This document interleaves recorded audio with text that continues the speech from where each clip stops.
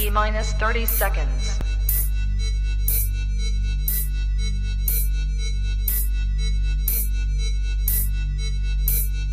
T-minus 20 seconds.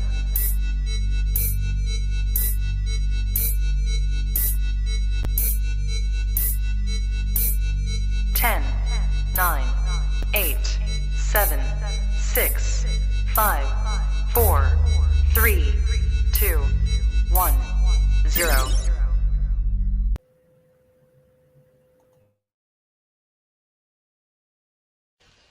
I don't have to tell you things are bad.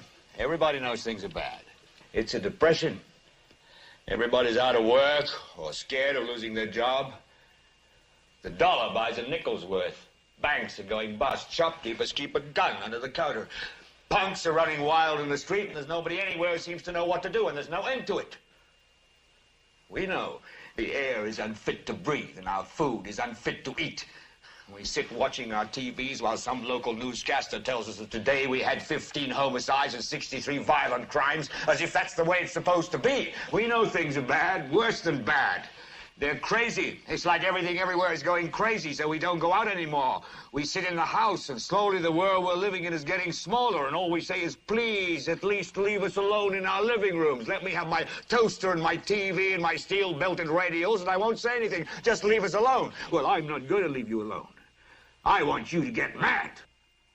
I don't want you to protest. I don't want you to riot. I don't want you to write to your congressman because I wouldn't know what to tell you to write. I don't know what to do about the depression and the inflation and the Russians and the crime in the street. All I know is that first, you've got to get mad. You've got to say, I'm a human being. My life has value.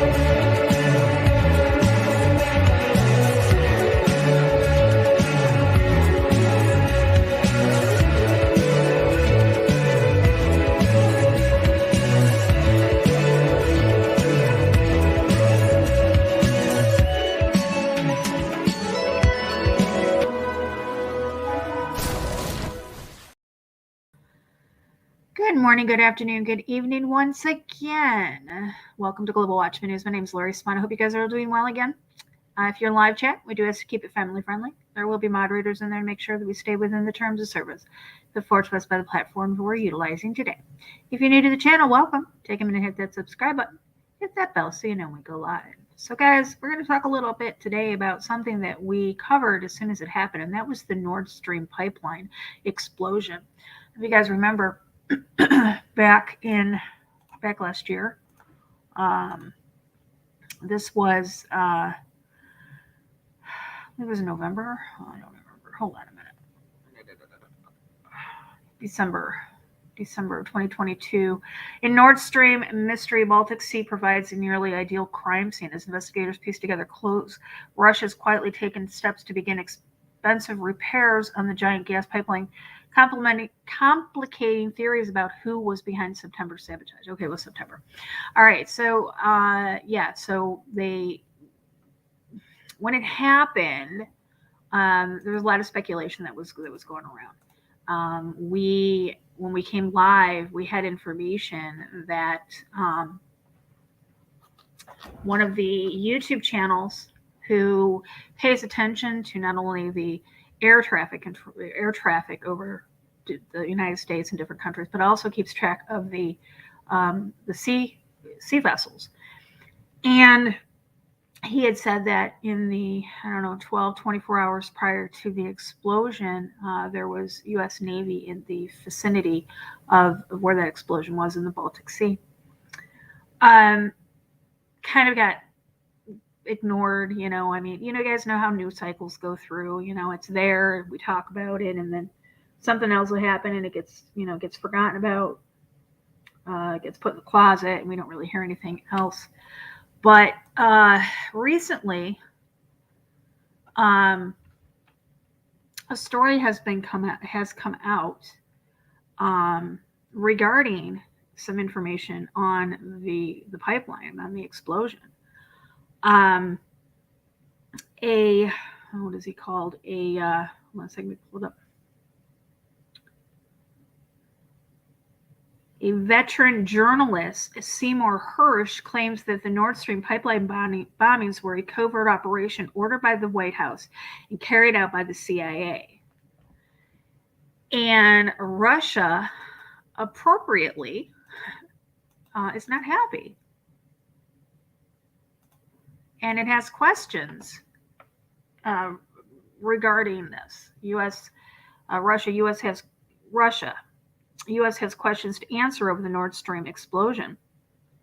This was last night's news article. Russia's foreign military said on Wednesday the United States had questions to answer over its role of explosions on the undersea Nord Stream gas pipeline last year. Commenting on a report published earlier Wednesday that said the United States was involved in the explosion, Russia's foreign ministry spokeswoman Maria Zakharova called on the White House to comment on the facts that has been presented. Reuters was unable to verify the report published by the U.S. investigative journalist Seymour Hersh on his blog alleging U.S. involvement in the explosions. White House said on Wednesday that Hersh's account was utterly false and complete fiction. Moscow, without providing evidence, has repeatedly said the West was behind the explosions affecting the Nord Stream 1 and 2 pipelines this September, multi-billion-dollar infrastructure projects that carried Russian gas from Germany under the Baltic Sea.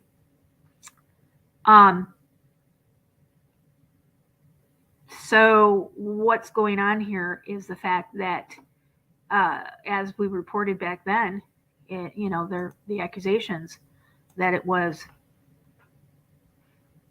U.S. The U.S. was involved in it.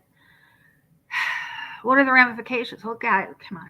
We already know what the ramifications are. We already know what the consequences are. World War I, World War II was ignited by seemingly minute situations. They were significant enough to ignite World War. But when you look back on it, the sinking of the Lusitania, the assassination of Archduke Ferdinand,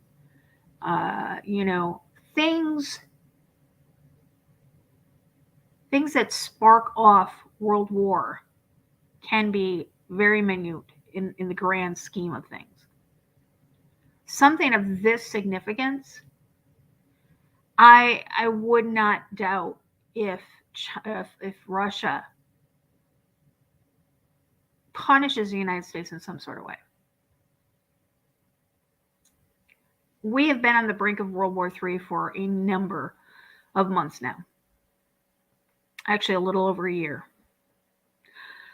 When the Ukrainian war started with Russia, and we've gotten involved. Russia's moving around their weapons.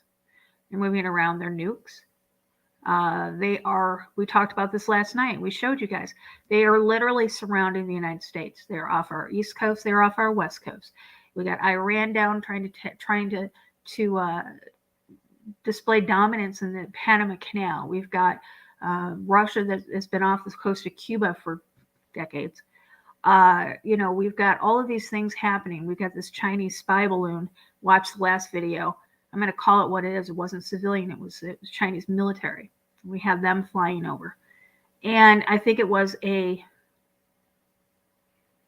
think the balloon was a trial run for a delivery system of some sort, whether it be biological, whether it be nuclear, whether it be convention, I don't know. But EMP, nuclear, biological, on one of the three, any one of them. So, this is something to keep an eye on. Is it a distraction? Yeah, probably. Okay, it is probably a distraction. We got stuff going on in Congress right now. It's absolute baloney. Everybody's so worried about, still worried about Trump. Blowing orange man bad. Yeah, guys, I'm not a pro-Trump. I'm not anti-Trump. I don't give a crap one way or the other. I'm not anti-Biden. I'm not pro-Biden. I don't give a crap one way or the other. But I'm going to call him out when I see him. There's just so much. Our economy's in the tank. They think they really need to work on fixing our economy. They need to fix this debt ceiling before we completely collapse. Or that could be the final objective. I don't know.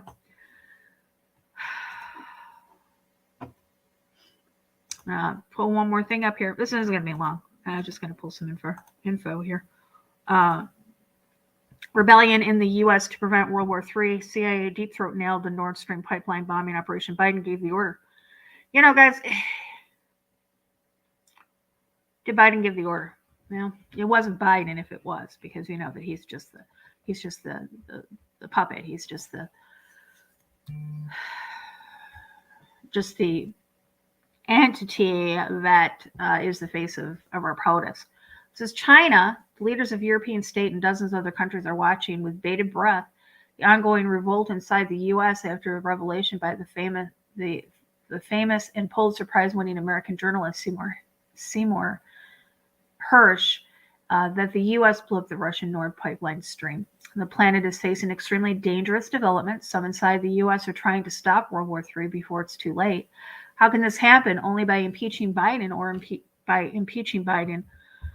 It is now revealed that this is an American criminal act, the commission of a bomb attack. The planning for this crime was so thorough that even chose to use specific U.S. Navy underwater diving team that would not report to the U.S. Congress about their activities. We called it when it happened. We told you guys that's, like I said, the Navy ships were in the area 24 to 72 hours, 24, 48 in that time frame. They were in the Baltic Sea. We had confirmation of it. We showed the maps. We showed the actual call signs of these vessels that were over this area.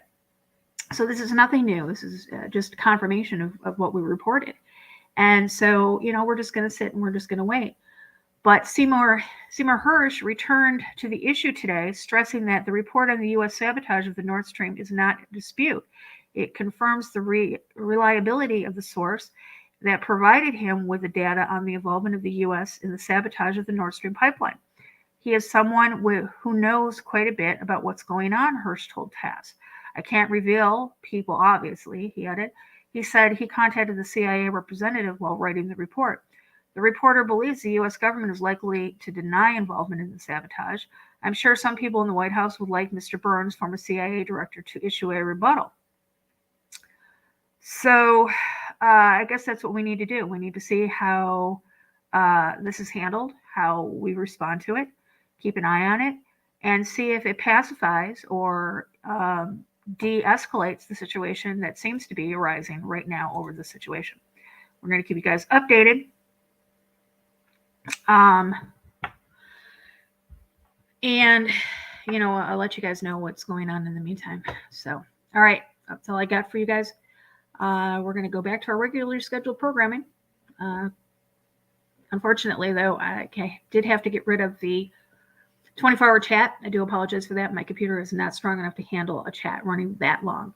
It's just bogging down my computer too bad. I can't even use it when it's like 4 or 5 hours into the live stream. I can't even use my computer. It freezes up, and I don't want to get a computer just yet. I really want to shop around to get a one. I want to thank Rick for giving me some information on some Alienware that has been my bucket list computer for quite a few years. So I think I may surprise myself with a little early birthday present and and get myself one. I don't know. We'll take a look at trying to do that. But I want to thank you guys. Thank all the moderators. Thank everybody in the chat room. And we will see you back here soon, I'm sure. Until next time, guys, remember, eyes open, no fear.